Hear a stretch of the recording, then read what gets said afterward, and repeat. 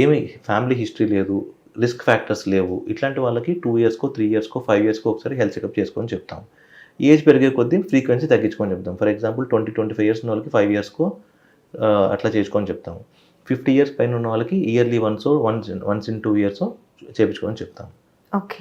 So దానివల్ల ఏమైనా problem ఉంటే అది త్వరగా తెలుస్తుంది కాబట్టి దాని జాగ్రత్తలు తీసుకుంటే రిస్క్ తగ్గుతుందండి.